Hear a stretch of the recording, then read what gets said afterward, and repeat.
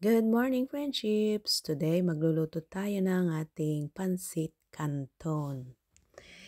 And, syempre, may iba-iba tayong paraan kung paano ang pagluto. Kaya ito ang way ko kung paano lutuin ang ating pansit canton for today. Yan. Ready na ang ating nahiwang bawang, sibuyas, carrots, and ang lalagay ko lang ay repolyo. Meron tayong pansahog. Ilagay na natin ng pork belly, nahiwa ng ganyan. Medyo itutusta ko siya una bago ko siya gisahin. Yan.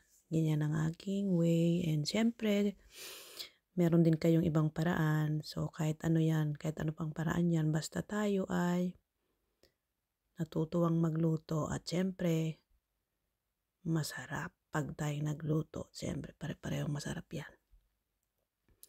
After na toast ko na yung pork belly, ilagay ko na agad yung bawang. Dapat binawasan ko ng mantika pero hindi ko na dahil tinamad sigurong magtanggal ng konting mantika. Then, better kung binawasan. Then, yung carrots, sibuyas, carrots, yan. Sunod-sunod na yan. Next, yung ating, meron pala ako nilagay na celery. Hiniwa ko ng ganyan. Ang gamit ko dito ay yung Chinese cabbage, yung ginagawang kimchi. Yan. Madali lang siyang maluto. Yan na. Gusto ko sa pansit yung maraming gulay. Kaya lang ako kimchi lang. Meron akong kimchi. Ano lang siya ka Chinese cabbage lang. Meron ako for today. Kaya okay lang yan. Lagyan natin ng black pepper to taste.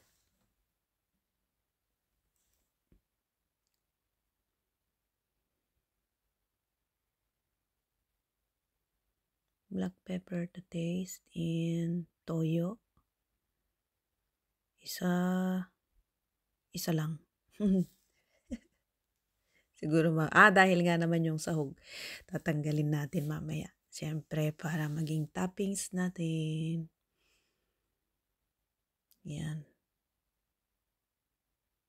Haluin lang mabuting ganyan. Pero masarap sa gulay nito, half cook lang, di ba?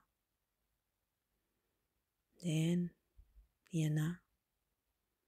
Pag ganyan na, medyo okay na yan. Pwede ko nang tanggalin. Yan. I-set aside muna natin yan and gamitin natin mamaya pag pang-toppings and syempre. Yan. Naglagay ako ulit ng panibagong tubig. Kung may broth kayo, chicken broth, beef broth, or ano man, masarap yun. Kaya lang ako, wala akong nagawang broth for today, kaya tubig lang, nilagyan ko ng toyo. Siyempre, depende yun kung gaano yun kaalat sa gusto nyo. Gusto nyong panlasa, black pepper.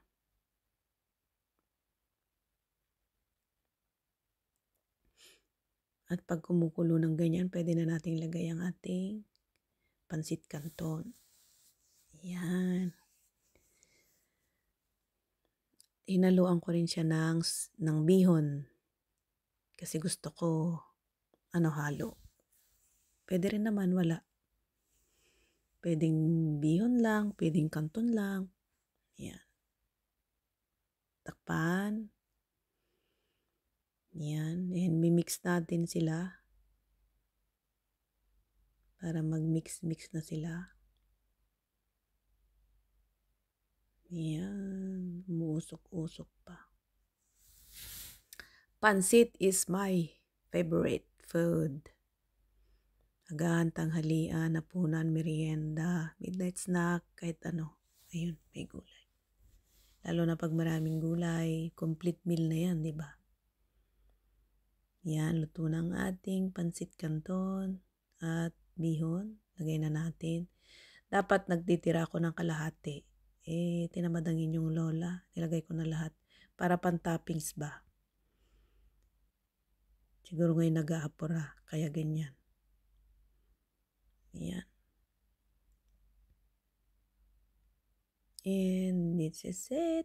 Yeah, this is it, pansit! Sarap nito, di ba? Yan. Yummy! Haluin ang haluin. I love pansit. Yan. Yan. O, diba? Luto na siya. So, let's eat, friendships. Yummy, yummy, yummy. May lumpia pa doon extra. Kasi ang pansit, siyempre, pag, nakakapagluto kayo ng pansit, siyempre, minsan, kailangan ng lumpia, di ba? Kahit naman wala. Masarap kasi silang kombinasyon. So, yun. Madalas akong nagpe-prepare din ng kahit konting lumpia lang. Yan. Diba?